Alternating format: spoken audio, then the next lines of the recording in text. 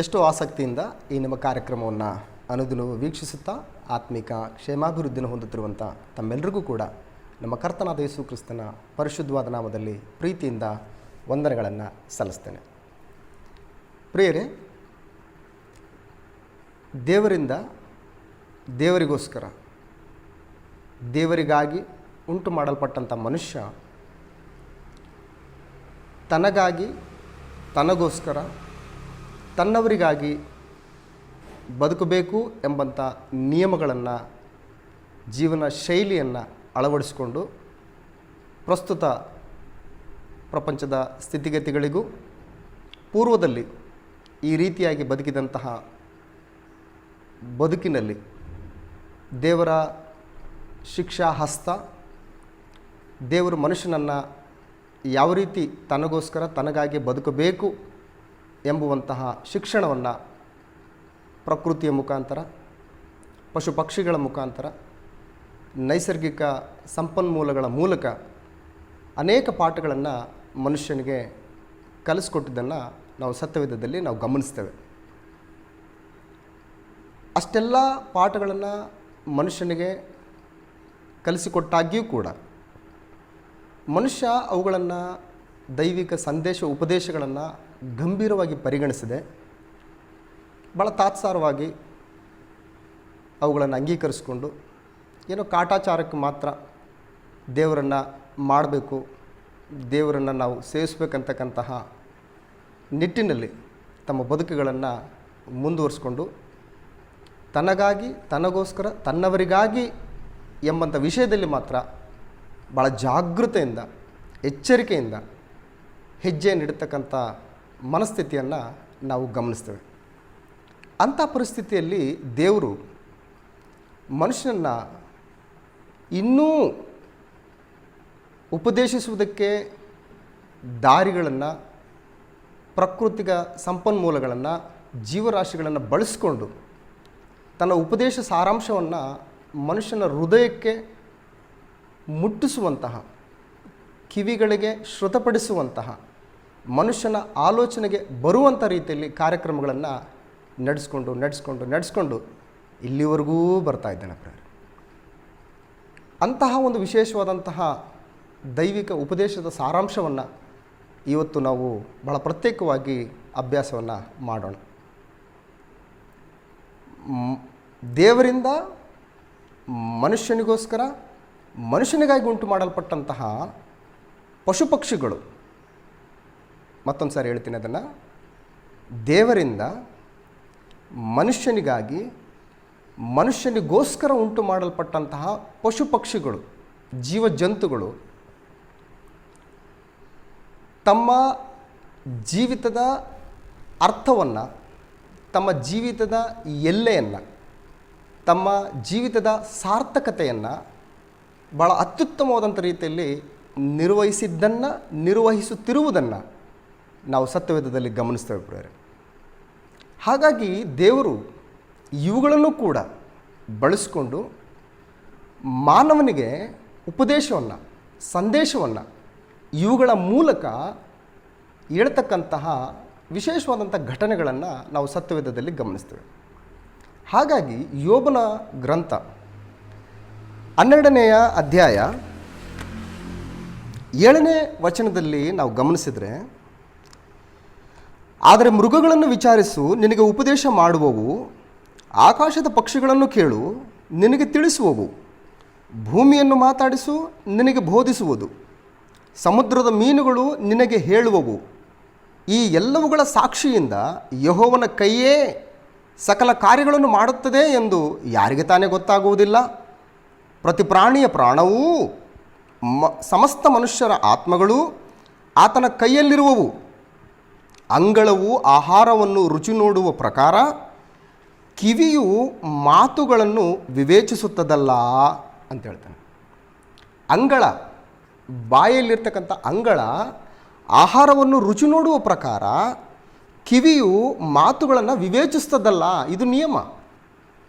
ಹಾಗಾದರೆ ಮನುಷ್ಯನ ವಿವೇಚನಾ ಶಕ್ತಿ ಎಲ್ಲೋಯ್ತು?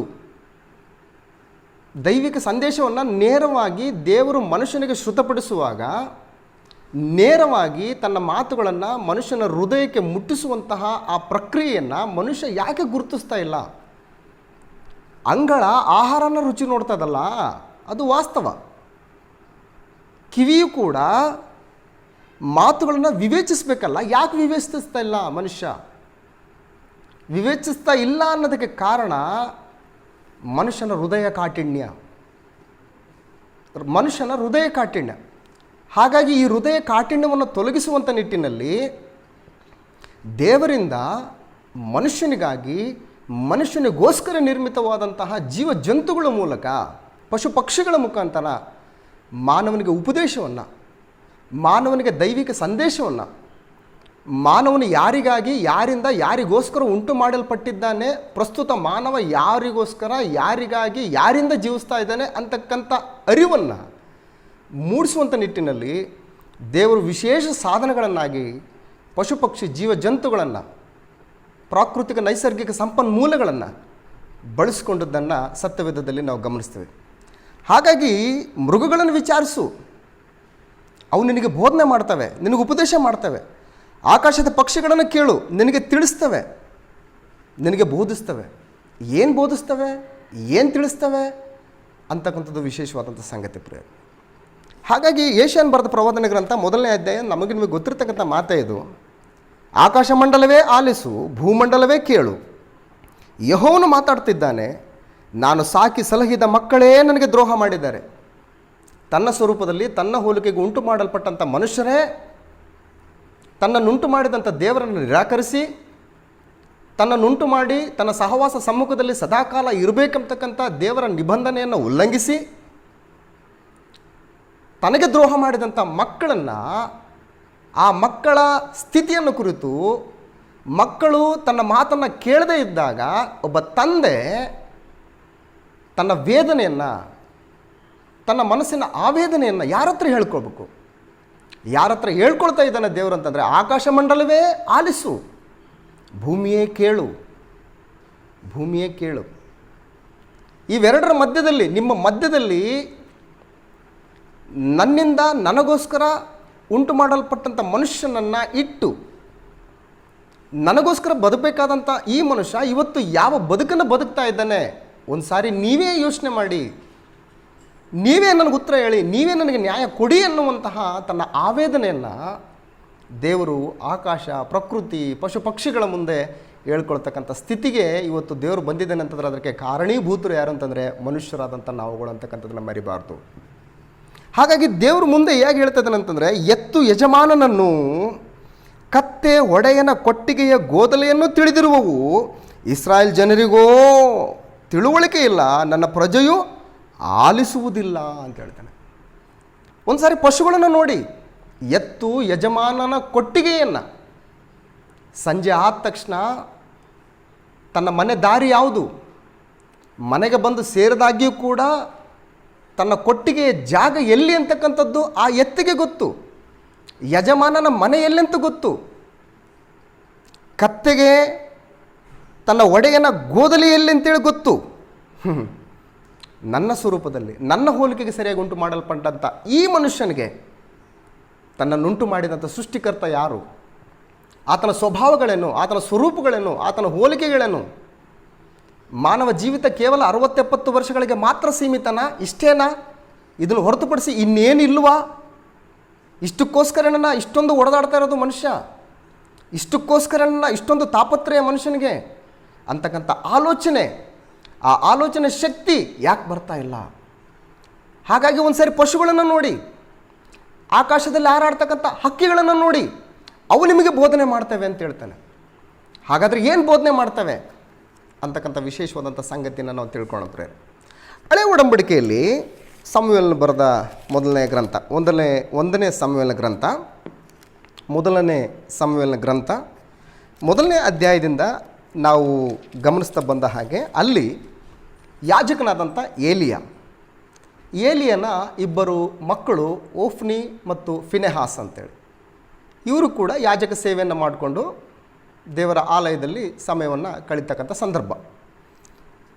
ಯಾಜಕರಾಗಿ ದೇವರ ಸಮ್ಮುಖ ಸಹವಾಸದಲ್ಲಿ ಸೇವೆ ಮಾಡ್ತಕ್ಕಂಥ ಯಾಜಕರ ಪರಿಸ್ಥಿತಿ ಹೇಗಿದೆ ಅಂತಂದರೆ, ಅನ್ಯಾಯ, ಅಕ್ರಮ, ದುರಾಚಾರ, ದುರ್ನಡತೆ ಇವುಗಳನ್ನು ನೋಡಿ ಬೇಸತ್ತಂಥ ಪ್ರಜೆಗಳು ಕೂಡ ದೇವರಿಗೆ ಮೊರೆ ಇಡುವಂಥ ಪರಿಸ್ಥಿತಿ ಇವತ್ತು ನಿರ್ಮಾಣ ಆಗ್ತಾ ಇದೆ ಅಂತಂದರೆ ಮನುಷ್ಯ ಯಾವ ಮಟ್ಟಿಗೆ ದೇವರ ದೃಷ್ಟಿಯಲ್ಲಿ ಹೀನವಾದಂಥ ಬದುಕನ್ನು ಬದುಕ್ತಾ ಇದ್ದಾನೆ ಅನ್ನೋದಕ್ಕೆ ಇದಕ್ಕಿಂತಹ ಬೇರೆ ಉದಾಹರಣೆಗಳನ್ನು ನಾವು ಸತ್ಯವೇದದಲ್ಲಿ ಗಮನಿಸೋಕ್ಕೆ ಆಗಲ್ಲ ಪ್ರೇರೆ. ಅವರು ಯಾವ ರೀತಿ ನಡ್ಕೊಳ್ತಾ ಇದ್ದಾರೆ ಅಂತಂದರೆ ದೇವರ ಸಮ್ಮುಖದಲ್ಲಿ ದೇವರ ಸೇವೆಯನ್ನು ಮಾಡ್ತಕ್ಕಂತಹ ಯಾಜಕರು. ಯಾಜಕ ಸೇವೆ ಅಂತಕ್ಕಂಥದ್ದು ದೇವರು ಮೀಸಲಾಗಿಟ್ಟಿರುವಂಥದ್ದು ಒಂದು ವಿಶೇಷವಾದಂಥ ಗೋತ್ರಕ್ಕೆ, ಲೇವಿ ಗೋತ್ರ. ಆ ಲೇವಿ ಗೋತ್ರದಿಂದ ಬಂದಂಥವರೇ ಈ ಯಾಜಕ ಸೇವೆಯನ್ನು ಮಾಡಬೇಕಾದದ್ದು ಹೊರತು ಬೇರೆ ವಂಶಸ್ಥರು ಮಾಡೋಂಗಿಲ್ಲ. ಹಾಗಾಗಿ ಇಂಥ ಶ್ರೇಷ್ಠವಾದಂತಹ ದೇವರ ಸೇವೆಯ ಸೌಭಾಗ್ಯವನ್ನು ಪಡೆದಂತಹ ಈ ಯಾಜಕರು ಏನು ಮಾಡ್ತಾ ಇದ್ದಾರೆ ಅಂತಂದರೆ ಅಕ್ರಮವಾಗಿ, ಅನ್ಯಾಯವಾಗಿ ದೇವಾಲಯದಲ್ಲಿ ದೇವದರ್ಶನದ ಗುಡಾರದ ಬಾಗಿನಲ್ಲಿ ಸೇವೆ ಮಾಡುವಂಥವರ ಸ್ತ್ರೀಯರ ಸಂಗಡ ಸಂಗಮಿಸುತ್ತಿರುವಂಥದ್ದು ಬಹಳ ನಿಕೃಷ್ಟವಾದಂಥ ಕೆಲಸ, ಬಹಳ ಹೀನವಾದಂಥ ಕಾರ್ಯಕ್ರಮಗಳು ನಡೀತಾ ಇದ್ದಾವೆ ಪ್ರೇರೆ. ಇಂಥ ಸಂದರ್ಭದಲ್ಲಿ ಯಾಜಕನ ಮಕ್ಕಳೇ ಈ ರೀತಿ ನಡ್ಕೊಂಡಂಥ ಸಂದರ್ಭದಲ್ಲಿ ಯಾಜಕ ಅಂದರೆ ಏಲಿ ತನ್ನ ಮಕ್ಕಳಿಗೆ ಬುದ್ಧಿ ಹೇಳ್ತಾ ಇದ್ದಾನೆ. ಏನಂತ ಬುದ್ಧಿ ಹೇಳ್ತಾ ಇದ್ದಾನೆ ಅಂತಂದರೆ, ನೋಡ್ರಪ್ಪ, ಮನುಷ್ಯನಿಗೆ ದ್ರೋಹ ಮಾಡಿದ್ರೆ ದೇವರು ಮಧ್ಯಸ್ಥಿಕೆ ವಹಿಸ್ತಾನೆ. ಮನುಷ್ಯ ದೇವರಿಗೆ ಮೋಸ ಮಾಡಿದರೆ, ಮನುಷ್ಯ ದೇವರಿಗೆ ದ್ರೋಹ ಮಾಡಿದರೆ ಇನ್ಯಾರು ಮಧ್ಯಸ್ಥಿಕೆ ವಹಿಸ್ತಾರೆ? ಹಾಗಾಗಿ ನೀವು ಮಾಡ್ತಕ್ಕಂಥದ್ದು ಸರಿಯಲ್ಲ. ನೀವು ದೇವರ ಮೇಲೆ ತಿರುಗಿ ಬೀಳ್ತಾ ಇದ್ದೀರಾ, ದೇವರ ಮೇಲೆ ಯುದ್ಧನ ಸಾರ್ತಾ ಇದ್ದೀರಾ, ದೇವರನ್ನು ನೀವು ತಿರಸ್ಕಾರ ಮಾಡ್ತಾ ಇದ್ದೀರಾ, ದೇವರನ್ನು ನೀವು ಕಡೆಗಣಿಸ್ತಾ ಇದ್ದೀರಾ. ಇದು ಮಾನವ ಕ್ಷೇಮಕ್ಕೆ ಅನುಕೂಲಕರವಾದಂಥ ವಾತಾವರಣ ಅಲ್ಲ, ಮಾನವ ಕ್ಷೇಮಕ್ಕೆ ಅನುಕೂಲಕರವಾದಂಥ ಸ್ವಭಾವ ಅಲ್ಲ. ಇದನ್ನು ತಿದ್ದುಕೊಳ್ಳಿ, ಇದನ್ನು ಸರಿಪಡಿಸ್ಕೊಳ್ಳಿ. ಬದುಕು ಉದ್ಧಾರ ಆಗುತ್ತೆ, ಬದುಕು ಸುಭಿಕ್ಷತೆಯಿಂದ ಕೂಡಿರುತ್ತೆ ಅಂತಕ್ಕಂಥ ಎಚ್ಚರಿಕೆಯ ಸಂದೇಶವನ್ನು ತಂದೆಯಿಂದ ಹೊಂದಿದಂತಹ ಓಫ್ನಿ ಮತ್ತು ಫಿನೆಹಾಸರು ತಂದೆಯ ಉಪದೇಶವನ್ನು ತಿರಸ್ಕರಿಸಿ ಅದೇ ಮೊಂಡುತನವನ್ನು, ಅದೇ ಕಠಿಣ ಹೃದಯದ ಸ್ವಭಾವಗಳನ್ನು ಮುಂದುವರಿಸ್ಕೊಂಡು ದೇವರ ಕೋಪಕ್ಕೆ ಗುರಿಯಾಗಿದ್ದನ್ನು ನಾವು ಗಮನಿಸ್ತೇವೆ ಪ್ರೇರೆ. ವಿಶೇಷವಾದಂಥ ಒಂದು ವಚನನ ನಾವು ಗಮನಿಸೋಣ. 1ನೇ ಸಮುವೇಲನ ಗ್ರಂಥ 2ನೇ ಅಧ್ಯಾಯ 23ನೇ ವಚನ. ಮನುಷ್ಯನು ಮನುಷ್ಯನಿಗೆ ಅಪರಾಧ ಮಾಡಿದರೆ ದೇವರು ಮಧ್ಯಸ್ಥಿಕೆಯನ್ನು ವಹಿಸುವನು, ಮನುಷ್ಯನು ಯೆಹೋವನಿಗೆ ಅಪರಾಧ ಮಾಡಿದರೆ ವಹಿಸುವವರು ಯಾರು? ಭಾಳ ಎಚ್ಚರಿಕೆ ಸಂದೇಶ ಪ್ರೇರೆ, ಭಾಳ ಎಚ್ಚರಿಕೆ ಸಂದೇಶ. ಈ ಎಚ್ಚರಿಕೆ ಸಂದೇಶವನ್ನು ಕೇಳಿಯೂ ಕೂಡ ಬದುಕನ್ನು ಸರಿಪಡಿಸಿಕೊಳ್ಳದೆ ಯಾವ ರೀತಿಯಾದಂತಹ ತಮ್ಮ ಜೀವಿತದ ಅಂತ್ಯವನ್ನು ಕಂಡರು ಅಂತಕ್ಕಂಥದ್ದು ಮುಂದಿನ ಭಾಗದಲ್ಲಿ ನಾವು ಗಮನಿಸ್ತೇವೆ. ಇದಾದ ನಂತರ ಕೆಲವು ದಿವಸಗಳಲ್ಲಿ ಫಿಲಿಸ್ಟಿಯರು ಇಸ್ರೇಲ್ ದೇಶದ ಮೇಲೆ, ಇಸ್ರೇಲ್ ಪ್ರಜೆಗಳ ಮೇಲೆ ಯುದ್ಧಕ್ಕೆ ಬರ್ತಾರೆ. ಫಿಲಿಸ್ಟಿಯರಿಗೂ ಇಸ್ರೇಲ್ರಿಗೂ ಭಾಳ ವಿಶೇಷವಾದಂಥ ವಿರೋಧ ಭಾವ, ನಿರಂತರವಾದಂಥ ಒಂದು ವೈರತ್ವ. ಅನೇಕ ವರ್ಷಗಳ ಕಾಲ ಫಿಲಿಸ್ಟಿಯರಿಗೂ ಇಸ್ರೇಲ್ರಿಗೂ ನಡೆದಂಥ ಯುದ್ಧಗಳು, ವೈರತ್ವಗಳು, ಕಾದಾಟಗಳು ಅತ್ಯಂತ ಹೆಚ್ಚಾಗಿ ನಾವು ಸತ್ಯವೇದದಲ್ಲಿ ಕಾಣ್ತೇವೆ. ಅದೇ ರೀತಿಯಾದಂಥ ಇನ್ನೊಂದು ಕಾದಾಟ, ಇನ್ನೊಂದು ಯುದ್ಧ ಈ ಸಂದರ್ಭದಲ್ಲಿ ನಾವು ಗಮನಿಸಿದರೆ 1ನೇ ಸಮುವೇಲ ಗ್ರಂಥ 4ನೇ ಅಧ್ಯಾಯದಲ್ಲಿ ಇಸ್ರಾಯೇಲರು ಫಿಲಿಸ್ಟಿಯರಿಗೆ ವಿರೋಧವಾಗಿ ಯುದ್ಧಕ್ಕೆ ಹೊರಟಂಥ ಸಂದರ್ಭದಲ್ಲಿ ಫಿಲಿಸ್ಟಿಯರು ಯುದ್ಧದಲ್ಲಿ ಇಸ್ರಾಯೇಲರನ್ನು ಸೋಲಿಸಿ ಇಸ್ರಾಯೇಲರು ಸುಮಾರು ಸಾವಿರಾರು ಜನ ಆ ಯುದ್ಧದಲ್ಲಿ ಸತ್ತೋಗ್ತಾರೆ. ಈ ಸೋಲಿಗೆ ಕಾರಣ ಏನು? ಯಾತಕ್ಕಾಗಿ ಈ ಸೋಲು ಅಂತಕ್ಕಂತಹ ಅವಲೋಕನೆ, ಒಂದು ವಿಚಾರಗೋಷ್ಠಿಯನ್ನು ಇಸ್ರಾಯೇಲರು ಏರ್ಪಡಿಸಿಕೊಂಡಾಗ ಯುದ್ಧದಲ್ಲಿ ನಾವು ಗೆಲ್ಲಬೇಕಂತಂದರೆ ಯೆಹೋವನ ಮಂಜೂಷ ಪೆಟ್ಟಿಗೆಯನ್ನು ರಣರಂಗಕ್ಕೆ ತಗೊಂಡು ಹೋಗೋಣ, ದೇವರು ನಮ್ಮ ಮಧ್ಯದಲ್ಲಿರ್ತಾನೆ, ಆಗ ನಾವು ಯುದ್ಧವನ್ನು ಗೆಲ್ಲಬಹುದು ಅನ್ನುವಂಥ ಆಲೋಚನೆ ಮಾಡ್ತಾರೆ. ಮಾಡೋದೆಲ್ಲ ಅನಾಚಾರ, ಮನೆ ಮುಂದೆ ಬೃಂದಾವನ ಅನ್ನುವಂಥ ಗಾದೆ ಮಾತಿನ ಮೇಲೆ ಇವರೆಲ್ಲರೂ ಮಾಡೋದೆಲ್ಲ ಅನಾಚಾರ. ಯಾಜಕರ ವಿಧಿವಿಧಾನಗಳನ್ನು, ಧರ್ಮಗಳನ್ನು ನಡೆಸಬೇಕಾದಂಥ ಇವರೇ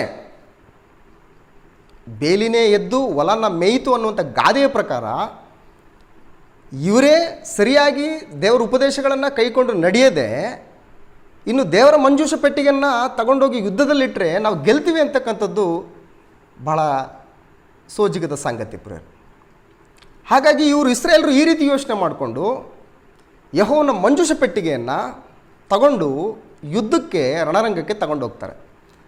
ತಗೊಂಡೋಗಿ ಆ ರಣರಂಗದಲ್ಲಿ ಅತ್ಯಂತ ಆರ್ಭಟದಿಂದ ಯೆಹೋವನ ಮಂಜೂಷ ಪೆಟ್ಟಿಗೆ ಇವತ್ತು ನಮ್ಮ ಜೊತೆ ಇದೆ, ದೇವರೇ ನಮ್ಮ ಮಧ್ಯದಲ್ಲಿ ನಮಗೋಸ್ಕರ ಯುದ್ಧ ಮಾಡೋದಕ್ಕೆ ಬಂದಿದ್ದಾನೆ ಅಂತಕ್ಕಂಥ ಹುಮ್ಮಸ್ಸಿನಿಂದ ರಣಕೇಕೆಯನ್ನು, ಅರಚಾಟ, ಚೀರಾಟ, ಉತ್ಸಾಹವನ್ನು ರಣರಂಗದಲ್ಲಿ ಮಾಡ್ತಕ್ಕಂಥ ಸಂದರ್ಭದಲ್ಲಿ ಫಿಲಿಷ್ಟಿಯರು ಇದನ್ನು ಕೇಳಿ ಎಂದೂ ಇಲ್ಲದಿರ್ತಕ್ಕಂಥ ಈ ಒಂದು ಆತ್ಮವಿಶ್ವಾಸದ ಘೋಷಣೆ, ಗರ್ಜನೆ ಇಸ್ರಾಯೇಲರಿಗೆ ಎಲ್ಲಿಂದ ಬಂತು ಅನ್ನುವಂಥದ್ದಕ್ಕೆ ಉತ್ತರ ಅವರು ಕಂಡುಕೊಳ್ತಾರೆ. ಇಲ್ಲ, ಅವರು ಯೆಹೋವನ ಮಂಜೂಷ ಪೆಟ್ಟಿಗೆಯನ್ನು ಯುದ್ಧಕ್ಕೆ ರಣರಂಗಕ್ಕೆ ತೊಗೊಂಡು ಬಂದಿದ್ದಾರೆ, ಅದಕ್ಕೆ ಈ ಒಂದು ಆರ್ಭಟ ಅನ್ನುವಂಥ ವಿಚಾರ ಅವರು ಕಿವಿಗೆ ಮುಟ್ಟಿದಾಗ ಫಿಲಿಷ್ಟಿಯರು ಮಾತಾಡ್ತಾರೆ. ಫಿಲಿಷ್ಟಿಯರ ನಾಯಕರು ಫಿಲಿಷ್ಟಿಯರಿಗೆ ಹೇಳ್ತಾರೆ, ಧೈರ್ಯವಾಗಿರ್ರಿ, ನಡುಕಟ್ಟಿಕೊಳ್ಳ್ರಿ, ಅವರ ಗರ್ಜನೆಗೆ, ಅವರ ಒಂದು ವಿಶ್ವಾಸದ ನುಡಿಗಳಿಗೆ ನೀವು ಸೋಲಬೇಡಿ, ಧೈರ್ಯದಿಂದ ಯುದ್ಧ ಮಾಡಿ ಅನ್ನುವಂಥ ಹುಮ್ಮಸ್ಸಿನ ಮಾತುಗಳಿಗೆ ಅವರು ಬಲಗೊಂಡು ಯುದ್ಧವನ್ನು ಮಾಡಿ ಪುನಃ ಇಸ್ರಾಯೇಲರನ್ನ ಸೋಲಿಸ್ಬಿಡ್ತಾರೆ. ಆಗ ವಿಶೇಷವಾದಂತಹ ಭಾಳ ಬಾಧಕರವಾದಂಥ ಒಂದು ಘಟನೆ ಸಂಭವಿಸ್ತದೆ ಯುದ್ಧದಲ್ಲಿ. ಏನಂದರೆ, ಆ ದೇವರ ಮಂಜೂಷ ಪೆಟ್ಟಿಗೆಯ ಜೊತೆಯಲ್ಲಿ ಬಂದಂತಹ ಓಫ್ನಿ ಮತ್ತು ಫಿನೆಹಾಸರು, ಯಾಜಕನಾದಂಥ ಏಲಿಯನ ಮಕ್ಕಳು ಇಬ್ಬರೂ ಕೂಡ ಯುದ್ಧದಲ್ಲಿ ಸತ್ತೋಗ್ತಾರೆ. ನಂತರ ಆ ದೇವರ ಮಂಜೂಷ ಪೆಟ್ಟಿಗೆ ಫಿಲಿಷ್ಟಿಯರು ತಗೊಂಡೋಗ್ತಾರೆ. ಆಗ ಏಲಿಯನ ಸೊಸೆ ತುಂಬು ಗರ್ಭಿಣಿ, ಆ ತುಂಬು ಗರ್ಭಿಣಿಗೆ ಈ ವಿಷಯ ಮುಟ್ಟಿದಾಗ, ಅಂದರೆ ತನ್ನ ಗಂಡ ಯುದ್ಧದಲ್ಲಿ ತೀರ್ಕೊಂಡೋದ, ದೇವರ ಮಂಜೂಷ ಪೆಟ್ಟಿಗೆ ಫಿಲಿಷ್ಟಿಯರ ವಶವಾಯಿತು ಅನ್ನುವಂಥ ಆಘಾತಕಾರಿ ಸುದ್ದಿಯನ್ನು ಕೇಳಿ ಆಕೆ ತುಂಬು ಗರ್ಭಿಣಿಯಾಗಿದ್ದಂಥ ಸಂದರ್ಭದಲ್ಲಿ ಮಗುವನ್ನು ಹೆತ್ತು ಈಕಾಬೋದ್ ಅಂಥೇಳಿ ಹೆತ್ತಂಥ ಮಗುವಿಗೆ ಹೆಸರಿಟ್ಟು ತಾನು ತೀರಿ ಹೋಗ್ತಾಳೆ. ಆ ಈಕಾಬೋದ್ ಅನ್ನುವಂಥ ಹೆಸರಿನ ಅರ್ಥ ಮಹಿಮೆಯು ಇಸ್ರಾಯೇಲರನ್ನು ಬಿಟ್ಟು ಹೋಯಿತು ಅಂತೇಳಿ. ಅಂದರೆ ದೇವರ ಮಂಜೂಷ ಪೆಟ್ಟಿಗೆ ಇಸ್ರಾಯೇಲರ ಮಹಿಮೆ, ಇಸ್ರಾಯೇಲರ ಶಕ್ತಿ, ಇಸ್ರಾಯೇಲರ ಆತ್ಮವಿಶ್ವಾಸ. ಈ ಆತ್ಮವಿಶ್ವಾಸ ತಾವು ಮಾಡಿದಂಥ ಅಪರಾಧಗಳ ನಿಮಿತ್ತವೇ, ತಾವು ಉಲ್ಲಂಘಿಸಿದಂಥ ಅಕ್ರಮಗಳ ನಿಮಿತ್ತವೇ ದೇವರ ಮಹಿಮೆ ಇವತ್ತು ಬಿಟ್ಟೋಯಿತು ಅಂತಕ್ಕಂಥ ಸಂದೇಶವನ್ನು ನಾವು ಈ ಸಂದರ್ಭದಲ್ಲಿ ಗಮನಿಸ್ತೇವೆ. ಈ ಸಂದರ್ಭ ನಡೆಯೋದಕ್ಕಿಂತ ಮುಂಚೆ ಈ ವಿಷಯನ ಕೇಳಿದಂತಹ ಬಹುವೃದ್ಧನಾದಂತಹ ಸ್ಥೂಲಕಾಯನಾದಂತಹ ಏಲಿಯ ಕೂಡ ಮೃತಪಡ್ತಾನೆ, ಸತ್ತೋಗ್ತಾನೆ. ಭಾಳ ದುಃಖಕರವಾದಂಥ ಸಂಗತಿ ಇದು. ಒಂದಿಷ್ಟ ಆದರೆ ಫಿಲಿಷ್ಟಿಯರ ವಶದಲ್ಲಿ ದೇವರ ಮಂಜೂಷ ಪೆಟ್ಟಿಗೆ ಆ ದೇಶದಲ್ಲಿದ್ದಂಥ ಸಂದರ್ಭದಲ್ಲಿ ಅಲ್ಲಿ ವಿಶೇಷವಾದಂಥ ಘಟನೆಗಳು ನಡೀತವೆ. ಫಿಲಿಷ್ಟಿಯರು ಈ ಯುದ್ಧದಲ್ಲಿ ಸ್ವಾಧೀನಪಡಿಸಿಕೊಂಡಂಥ ದೇವರ ಮಂಜೂಷ ಪೆಟ್ಟಿಗೆಯನ್ನು ತಗೊಂಡೋಗಿ 1ನೇ ಸಮೂಲ ಗ್ರಂಥ 5ನೇ ಅಧ್ಯಾಯದಲ್ಲಿ ಫಿಲಿಷ್ಟಿಯರು ದೇವರ ಮಂಜೂಷವನ್ನು ಎಬಿನೇಜರಿನಿಂದ ಅಷ್ಡೋದಿನಲ್ಲಿರುವ ದಾಗೋನನ ಗುಡಿಗೆ ಒಯ್ದು ಅಲ್ಲಿ ದಾಗೋನನ ಮಗ್ಗುಲಲ್ಲೇ ಇಟ್ಟರು. ಫಿಲಿಷ್ಟಿಯರು ಈ ದೇವರ ಮಂಜೂಷ ಪೆಟ್ಟಿಗೆಯನ್ನು ತಗೊಂಡೋಗಿ ಅವರ ದೇಶಕ್ಕೆ ಅಷ್ಡೋದ್ ಅಂತಕ್ಕಂಥ ಒಂದು ಊರು, ಕ್ಯಾಪಿಟಲ್ ಸಿಟಿ, ಅಲ್ಲಿ ತಗೊಂಡೋಗಿ ಅವರ ದೇವರಾದಂಥ ದಾಗೋನನ ಗುಡಿಯಲ್ಲಿ, ಆ ದಾಗೋನನ ಮೂರ್ತಿಯ ಪಕ್ಕದಲ್ಲೇ ಅದನ್ನು ಇಡ್ತಾರೆ, ದೇವರ ಮಂಜೂಷ ಪೆಟ್ಟಿಗೆನ. ಬೆಳಗ್ಗೆ ಬಂದು ನೋಡಿದಾಗ ಅದು ಏನಾಗಿರುತ್ತೆ ಅಂತಂದರೆ, ದಾಗೋನನ ವಿಗ್ರಹ ಯೆಹೋವನ ಮಂಜೂಷದ ಮುಂದೆ ಬೋರ್ಲು ಬಿದ್ದಿರುವುದನ್ನು ಕಂಡು ಅದನ್ನು ಎತ್ತಿ ತಿರುಗಿ ಅದರ ಸ್ಥಳದಲ್ಲಿ ಇಟ್ಟರು. ಸೊ ಸ್ಥಿತಿಗತಿಗಳು ಬೇರೆ ಬೇರೆ ಆಗಿರ್ತವೆ. ಸೊ ಇದು ಯಾಕೋ ಸರಿ ಹೋಗ್ತಾ ಇಲ್ವಲ್ಲ, ಯಾಕೆ ಹಿಂಗಾಯಿತು ಅಂಥೇಳಿ ಆಲೋಚನೆ ಮಾಡಿ ಇದನ್ನು ವಿಚಾರ ಮಾಡಿದಾಗ ಯೆಹೋವನ ಹಸ್ತ ಅಷ್ಡೋದಿನ ಪ್ರಜೆಗಳಿಗೂ ಅಲ್ಲಿರ್ತಕ್ಕಂತಹ ಅರಸರಿಗೂ ಮುಟ್ಟಿದ್ದನ್ನು ಮುಂದಿನ ಭಾಗದಲ್ಲಿ ನಾವು ಗಮನಿಸ್ತೇವೆ. ಅಲ್ಲಿರ್ತಕ್ಕಂಥ ಜನರಿಗೆ, ಅಲ್ಲಿರ್ತಕ್ಕಂಥ ಗ್ರಾಮಗಳಲ್ಲಿ ಗಡ್ಡೆ ರೋಗ ಬಂದ್ಬಿಡ್ತದೆ. ಗಡ್ಡೆ ರೋಗ ಅಂದರೆ ಪುರುಷರ ಗುಪ್ತ ಸ್ಥಳದಲ್ಲಿ ಗಡ್ಡೆ ರೋಗ, ಆ ನೋವು, ಆ ಬಾಧೆಯಿಂದ ಅವರ ಆಹಾಕಾರ ಮುಗಿಲು ಮುಟ್ಟುವಂತಹ ರೀತಿಯಲ್ಲಿ ಆ ನೋವು, ಆ ಸಂಕಟ ಆ ಊರಿನಲ್ಲಿ ನಡೆದದ್ದನ್ನು ಗಮನಿಸ್ತೇವೆ. ಇದೆಲ್ಲವೂ ಕೂಡ ಯೆಹೋವನ ಹಸ್ತ, ಈ ಯೆಹೋವನ ಮಂಜೂಷ ಪೆಟ್ಟಿಗೆ ನಾವು ತಗೊಂಡ್ಬಂದಿರೋದ್ರಿಂದಲೇ ಈ ರೋಗ, ಈ ಯಾತನೆ, ಈ ಸಂಕಟ ನಮಗೆ ಅಂತೇಳಿ ಅರ್ಥ ಮಾಡಿಕೊಂಡಂಥ ಆ ಅಷ್ಡೋದಿನವರು, ಇದು ನಮ್ಮೂರಲ್ಲಿದ್ದರೆ ಒಳ್ಳೆಯದಲ್ಲ, ಇದು ನಮ್ಮೂರಲ್ಲಿದ್ದರೆ ನಮಗೆ ತುಂಬ ನಷ್ಟ ಉಂಟಾಗುತ್ತೆ, ಪ್ರಾಣಹಾನಿ ಉಂಟಾಗುತ್ತೆ, ಹಾಗಾಗಿ ಇದನ್ನು ನಾವು ಗತ್ತೂರಿಗೆ ಕಳಿಸ್ಕೊಡೋಣ, ಅಷ್ಡೋದಿನಲ್ಲೇ ಬೇಡ, ಗತ್ತೂರಿಗೆ ಕಳಿಸ್ಕೊಡೋಣ. ಫಿಲಿಸ್ಟಿಯ ದೇಶದಲ್ಲೇ ಇನ್ನೊಂದು ಗತ್ತೂರು ಅಂತೇಳಿ, ಆ ಗತ್ತೂರಿಗೆ ಕಳಿಸ್ಕೊಡೋಣ ಅಂತಂದಾಗ ಆ ಗತ್ತೂರಿಗೆ ಆ ಮಂಜೂಷ ಪೆಟ್ಟಿಗೆ ಹೋಗುತ್ತೆ. ಅಲ್ಲಿಯೂ ಕೂಡ ಯೆಹೋವನ ಹಸ್ತವು ಆ ಊರಿನವರಿಗೂ ಬಾಧಕವಾದದ್ರಿಂದ ಅಲ್ಲಿಯೂ ಕೂಡ ದೊಡ್ಡ ಗದ್ದಲವಾಯಿತು. ಅಯ್ಯೋ, ನಮ್ಮೂರಿಗೆ ಆಗ್ತಂದ್ರಿ ಇದನ್ನು, ಇದು ಯೆಹೋವನ ಮಂಜೂಷ ಪೆಟ್ಟಿಗೆ, ಈಗಾಗಲೇ ಅಷ್ಟೋದಿನಲ್ಲಿದ್ದುಕೊಂಡು ಎಷ್ಟೋ ಜನರಿಗೆ ಪ್ರಾಣಹಾನಿ, ನೋವು, ಸಂಕಟಗಳನ್ನು ಉಂಟು ಮಾಡಿದಾಗ ಇದನ್ನು ನಮ್ಮಲ್ಲಿ ಯಾಕೆ ತೊಗೊಂಬಂದ್ರಿ, ನಮಗೂ ಕೂಡ ನೋವು ಸಂಕಟ, ಇದು ಬೇಡ ಬೇಡ ಬೇಡ ಬೇಡ ಅಂತೇಳಿ ಗದ್ದಲ ಗಲಾಟೆ. ಆಗ ನೆಕ್ಸ್ಟು ಅವ್ರೇನು ಮಾಡ್ತಾರೆ ಅಂತಂದರೆ ಎಕ್ರೋನ್, ದೇವರ ಮಂಜೂಷ ಪೆಟ್ಟಿಗೆಯನ್ನು ಎಕ್ರೋನಿಗೆ ಕಳಿಸುವಂಥ ಸಿದ್ಧತೆ ಮಾಡ್ಕೊಳ್ತಾರೆ. ಈ ವಿಷಯ ಎಕ್ರೋನಿನವರಿಗೆ ಮುಟ್ಟಿದಾಗ ಎಕ್ರೋನಿನವರು ಕೂಡ ವಿರೋಧವನ್ನು ವ್ಯಕ್ತಪಡಿಸ್ತಾರೆ. ಇದನ್ನು ನಮ್ಮೂರಿಗೆ ಯಾಕೆ ತೊಗೊಂಬರ್ತೀರಿ, ಈಗಾಗಲೇ ನಾವು ನೋಡಿಲ್ವಾ, ಅಷ್ಡೋದಿನಲ್ಲಿ ನೋಡಿಲ್ವಾ, ಗತ್ತೂರಿನಲ್ಲಿ ನೋಡಿಲ್ವಾ, ಅಲ್ಲಿ ಆದದ್ದು ಸಾಕಾಗಲ್ವಾ, ಇವು ನಮಗೂ ಕೂಡ ಪ್ರಾಣನ ಹಾನಿ ಉಂಟಾಗಬೇಕಾದ ದಯಮಾಡಿ ಇದನ್ನು ಇಲ್ಲಿಗೆ ತಗೊಂಬರ್ಬೇಡಿ, ಇದು ಎಲ್ಲಿಂದ ಬಂದಿದೆಯೋ ಇದನ್ನು ಅಲ್ಲಿಗೆ ಕಳಿಸ್ಕೊಟ್ಬಿಡಿ, ಈ ಪ್ರಾಣಹಾನಿ, ಈ ನೋವು, ಈ ಸಂಕಟ ನಮಗೆ ಬೇಡ, ಇದನ್ನು ಅವ್ರ ಊರಿಗೆ ಸ್ವಂತ ಕಳಿಸ್ಕೊಟ್ಬಿಡಿ ಅನ್ನುವಂಥ ತೀರ್ಮಾನವನ್ನು ಅಲ್ಲಿರ್ತಕ್ಕಂಥ ಹಿರಿಯರು, ಫಿಲಿಸ್ಟಿಯರ ನಾಯಕರುಗಳು ಅವರೆಲ್ಲರೂ ಕೂತ್ಕೊಂಡು ಸಮಾಲೋಚನೆ ಮಾಡಿ ಒಂದು ನಿರ್ಧಾರಕ್ಕೆ ಬರ್ತಾರೆ. ಏನು ನಿರ್ಧಾರಕ್ಕೆ ಬರ್ತಾರೆ ಅಂತಂದರೆ, ಒಂದು ಕೆಲಸ ಮಾಡೋಣ, ಇದು ಯೆಹೋವನಿಂದಲೇ ನಮಗೆ ಈ ಸಂಕಟ, ಈ ಬಾಧೆ, ಈ ಗಡ್ಡೆ ರೋಗ ಬಂದಿದೆ ಅಂತೇಳಿ ಅರ್ಥ ಆಗಬೇಕು ಅಂದರೆ ಒಂದು ಕೆಲಸ ಮಾಡೋಣ. ಏನು ಕೆಲಸ ಮಾಡೋಣ ಅಂತಂದರೆ, ಒಂದು ಹೊಸ ಬಂಡಿಯನ್ನು ಸಿದ್ಧ ಮಾಡಿ ಆ ಬಂಡಿಯ ಮೇಲೆ ಈ ಯೆಹೋವನ ಮಂಜೂಷ ಪೆಟ್ಟಿಗೆಯನ್ನು ಇಟ್ಟು ಫಿಲಿಸ್ಟಿಯನ ದೇಶಗಳ ಪ್ರಭುಗಳ ಸಂಖ್ಯೆಗನುಸಾರವಾಗಿ ಒಂದು ಚಿನ್ನದ ಗಟ್ಟಿಯ ಇಲಿ ಮರಿಗಳನ್ನು ಪ್ರಾಯಶ್ಚಿತ್ತಕ್ಕೋಸ್ಕರ ಅವುಗಳನ್ನು ಸಿದ್ಧ ಮಾಡಿ ಆ ಪೆಟ್ಟಿಗೆಗಳಂದ್ರೆ ಚಿನ್ನದ ಪೆಟ್ಟಿಗೆಗಳನ್ನು ಆ ಬಂಡಿಯಲ್ಲಿಟ್ಟು ಆ ಬಂಡಿಗೆ ಆಗತಾನೇ ಕರು ಹಾಕಿದಂಥ 2 ಹಸುಗಳನ್ನು ನೊಗಕ್ಕೆ ಹೂಡಿ ಆ ಹಸುಗಳ ಕರುಗಳನ್ನು ಕೊಟ್ಟಿಗೆಯಲ್ಲಿ ಕಟ್ಟಿ ಆ ಹಸುಗಳು ಆ ಹೊಸ ಬಂಡಿಯಲ್ಲಿ ಇಡಲ್ಪಟ್ಟಂತಹ ದೇವರ ಮಂಜೂಷ ಪೆಟ್ಟಿಗೆಯನ್ನು ಹೊತ್ತುಕೊಂಡು ನೇರವಾಗಿ ಇಸ್ರಾಯೇಲ್ರ ಊರಿಗೆ, ಯೆಹೋವನ ಮಂಜೂಷ ಪೆಟ್ಟಿಗೆಯು ಯಾರ ಸ್ವಾಸ್ಥ್ಯವೋ ಅವರ ಸ್ವಾಸ್ಥ್ಯಕ್ಕೆ, ಅವರ ದೇಶಕ್ಕೆ, ಅವರ ಊರಿಗೆ ಮುಟ್ಟುವಂಥ ಮಾರ್ಗವನ್ನು ಹಿಡಿದು ಹೋಗಿ ಅವರ ಊರಿಗೇ ಮುಟ್ಟುದು ಅಂತಂದರೆ ಇದು ಯೆಹೋವನಿಂದ ಬಂದಂಥದ್ದೇ ಬಾಧೆ.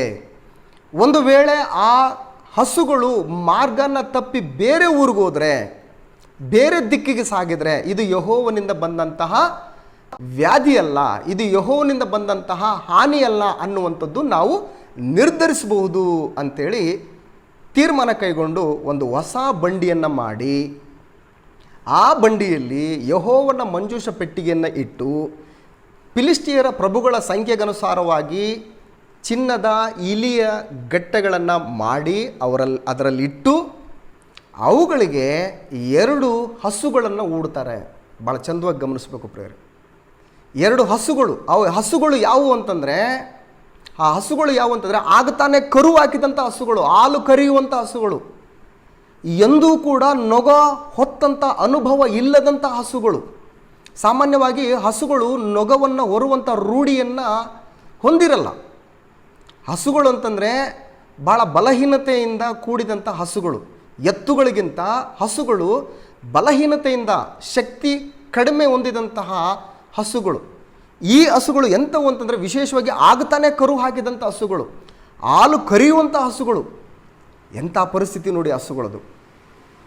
ಸಾಮಾನ್ಯವಾಗಿ ಆಗತಾನೆ ಕರು ಹಾಕಿದಂತಹ ಹಸುಗಳು ಕರುನ ಬಿಟ್ಟು ಯಾವುದೇ ಕ್ಷಣಕ್ಕೂ ಕೂಡ ಮರೆಯಾಗಿರೋಕ್ಕೆ ಸಾಧ್ಯ ಇಲ್ಲ.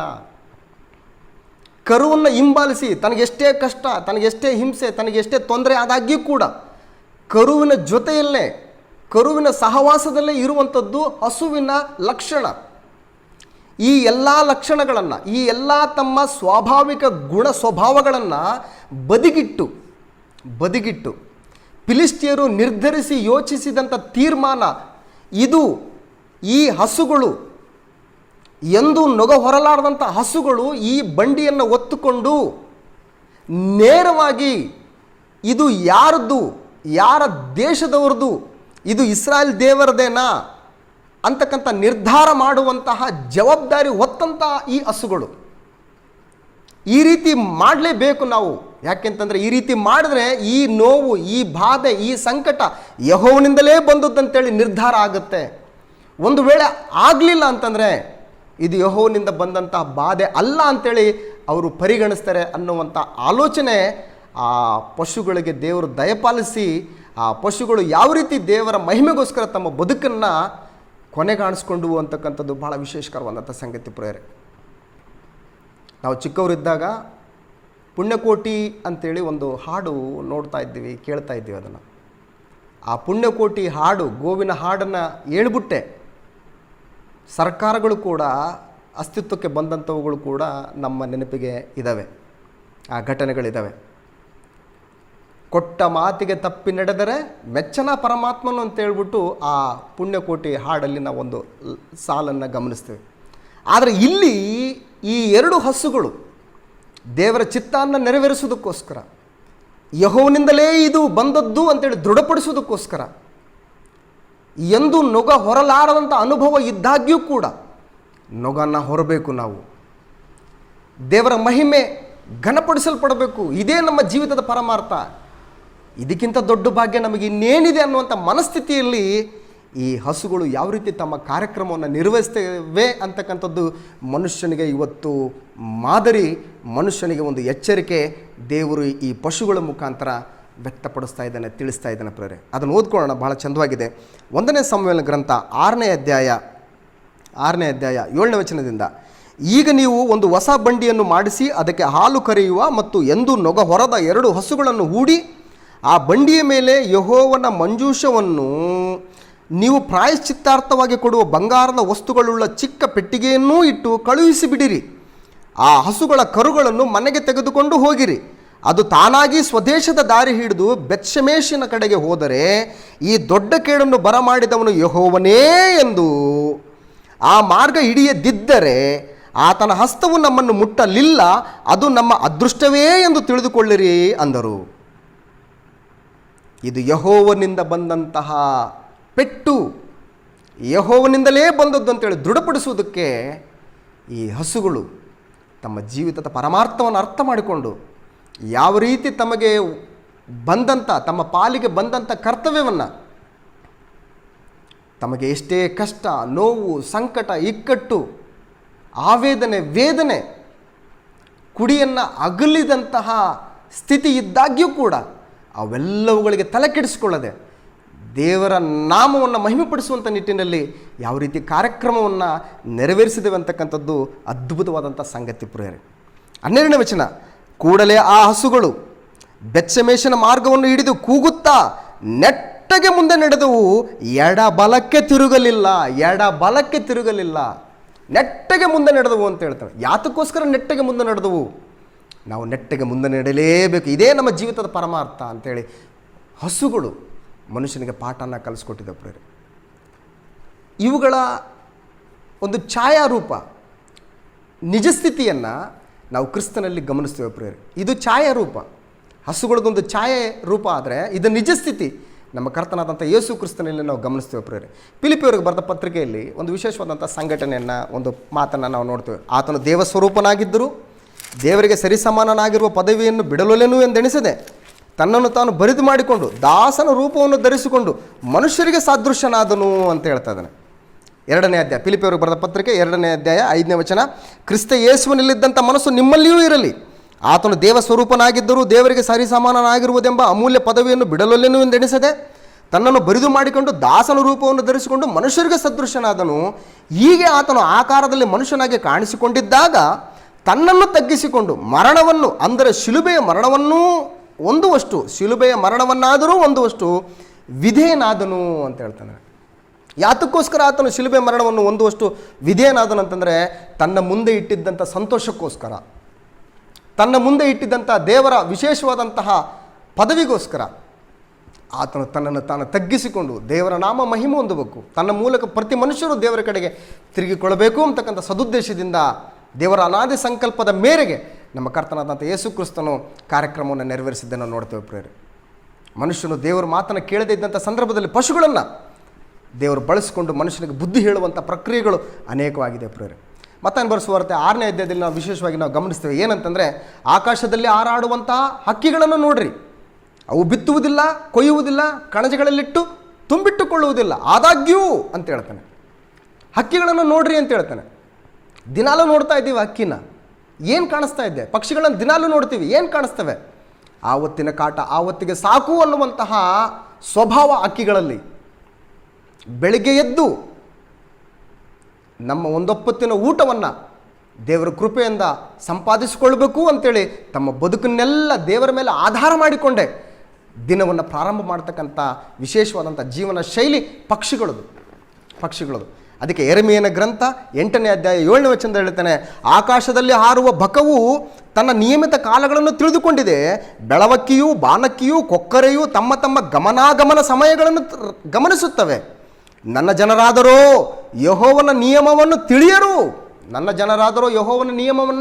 ತಿಳಿಯರು. ಆಕಾಶದಲ್ಲಿ ಹಾರಾಡ್ತಕ್ಕಂಥ ಪಕ್ಷಿಗಳು ತಮ್ಮ ಗಮನಾಗಮನ ಸಮಯಗಳು ಗೊತ್ತು. ಯಾವ ಸಮಯಕ್ಕೆ ನಾವು ಭಾರತ ದೇಶಕ್ಕೆ ಬರಬೇಕು, ಮೈಸೂರು ಜಿಲ್ಲೆ, ಮಂಡ್ಯ ಜಿಲ್ಲೆಯಲ್ಲಿರ್ತಕ್ಕಂತಹ ಪಕ್ಷಿಧಾಮಗಳಿಗೆ ಭೇಟಿ ಕೊಡಬೇಕು, ಅಲ್ಲಿ ನಮ್ಮ ಸಂತಾನೋತ್ಪತ್ತಿಯನ್ನು ಮಾಡ್ಕೋಬೇಕು. ಸಂತಾನೋತ್ಪತ್ತಿ ಮಾಡಿಕೊಂಡ ಮೇಲೆ ನಮ್ಮ ಕಾಲ ಮುಗಿದ ಮೇಲೆ ಪುನಃ ನಮ್ಮ ಸ್ವಸ್ಥಳಕ್ಕೆ ನಾವು ಹಿಂದಿರುಗಬೇಕು ಅನ್ನುವಂಥ ಆಲೋಚನೆ ಆ ಪಕ್ಷಿಗಳದು. ಆಕಾಶದಲ್ಲಿ ಹಾರಾಡುವಂಥ ಹಕ್ಕಿಗಳನ್ನು ನೋಡ್ರಿ, ಅವು ಬಿತ್ತುವುದಿಲ್ಲ, ಕೊಯ್ಯುವುದಿಲ್ಲ, ತಮ್ಮ ಗಮನಾಗಮನ ಸಮಯಗಳನ್ನು ತಿಳಿದುಕೊಂಡು ಯಾವ ಸಮಯಕ್ಕೆ ನಾವು ಎಲ್ಲಿರಬೇಕು, ಯಾವ ಸಮಯದಲ್ಲಿ ನಾವು ಎಲ್ಲಿ ಹೋಗಬೇಕು, ಯಾವುದು ನಮ್ಮ ಸ್ವದೇಶ, ಯಾವುದು ನಮ್ಮ ಪರದೇಶ ಅಂತಕ್ಕಂಥ ವಿಶೇಷವಾದಂಥ ತಿಳುವಳಿಕೆ ಪಕ್ಷಿಗಳಿಗೆ, ಪಶುಗಳಿಗೆ. ಆದರೆ ತನ್ನ ಸ್ವರೂಪದಲ್ಲಿ ತನ್ನ ಹೋಲಿಕೆಗೆ ಸರಿಯಾಗಿ ಉಂಟು ಮಾಡಲ್ಪಟ್ಟಂಥ ಮನುಷ್ಯನಿಗೆ ಆ ತಿಳುವಳಿಕೆ ಯಾಕೆ ಬರ್ತಾ ಇಲ್ಲ ಅಂತಕ್ಕಂಥದ್ದು ದೇವರ ಒಂದು ಆವೇದನೆ ಪ್ರೇರೆ.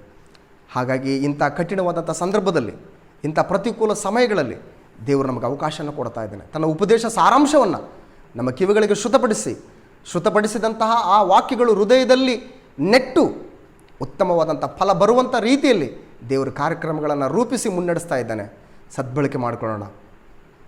ದೇವರಿಂದ ದೇವರಿಗಾಗಿ ಉಂಟು ಮಾಡಲ್ಪಟ್ಟಂಥ ಮನುಷ್ಯ ದೇವರಿಗಾಗಿ, ದೇವರಿಗೋಸ್ಕರ, ದೇವರಿಂದ ಬದುಕಬೇಕು ಅಂತಕ್ಕಂಥ ಪಾಠವನ್ನು ಕಲ್ತ್ಕೊಳ್ಳುವಂಥ ನಿಟ್ಟಿನಲ್ಲಿ ಮುಂದುವರಿಯುವಂತಹ ಪ್ರಕ್ರಿಯೆಯನ್ನು ಸದ್ಬಳಕೆ ಮಾಡಿಕೊಂಡು ದೇವರ ಕೃಪೆಯನ್ನು ಹೊಂದಿಕೊಳ್ಳೋದಕ್ಕೆ ಈ ನಮ್ಮ ಆಯುಷ್ಕಾಲವನ್ನು, ಸಮಯವನ್ನು ಬಳಸ್ಕೊಂಡು ಮುಂದುವರೋಣ. ದೇವರ ಚಿತ್ತ ಆದರೆ ಮತ್ತೊಂದು ಪಾಠದ ಜೊತೆಗೆ ಇನ್ನೊಂದು ದಿನ ನಿಮ್ಮ ಜೊತೆಗೆ ಕಾಣಿಸ್ಕೊಳ್ತೀನಿ. ಅಲ್ಲಿವರೆಗೂ ಪ್ರೀತಿಯ ಪೂರ್ವಕವಾದಂಥ ವಂದನೆಗಳೊಂದಿಗೆ ಈ ಕಾರ್ಯಕ್ರಮವನ್ನು ಮುಕ್ತಾಯ ಮಾಡ್ತೀವಿ. ಎಲ್ಲರೂ ನಮಸ್ಕಾರ.